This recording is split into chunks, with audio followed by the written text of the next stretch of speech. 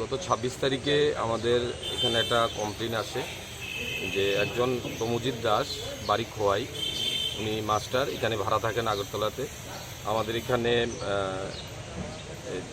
গুলবাজার এখান থেকে একটি স্প্লেন্ডার, সুপার স্প্লেন্ডার বাইক উনি রেখে বাজারে গেছেন, তখন এসে দেখে বাইকটা চুরি হয়ে গেছে সকাল অনুমান 10টা নাগাদ।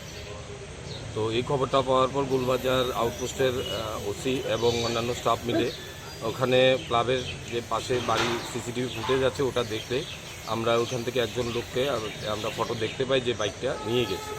তো তার সম্বন্ধে খোঁজখবর নিয়ে দেখা গেছে তার নাম টুটন দাস, তার বাড়ি ক্যাম্পের বাজারে। সে এর আগেও অনেক কেসে অ্যারেস্ট হয়েছে বাইক চুরির কেসে।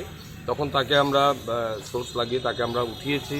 তাকে জিজ্ঞাসাবাদ করার পর সে তখন স্বীকার করে যে ওই বাইকটি, সুপার স্প্লেন্ডার বাইকটি সে চুরি করেছে এবং আগরতলা রেল স্টেশনে নিয়ে রেখেছে।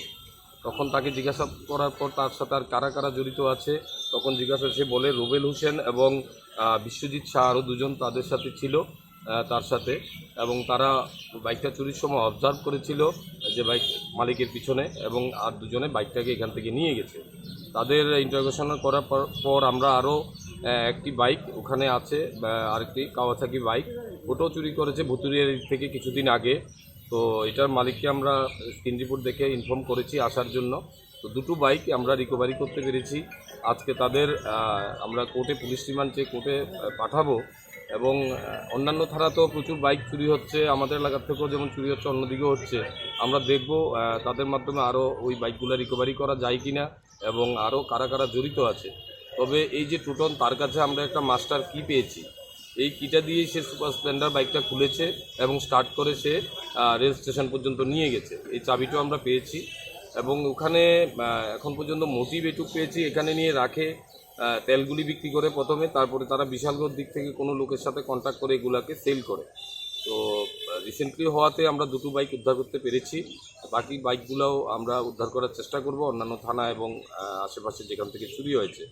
এবং এই টুটন সাহেব এর আগে যখন অ্যারেস্ট হয়েছে এবং কথা হয়েছে আমার এনসিসি থানা এবং পশ্চিম থানার সাথে, তাদেরও কেসে সে ইনভলভ আছে, তাকে তারাও সোন অ্যারেস্টে প্রেয়ার করবে।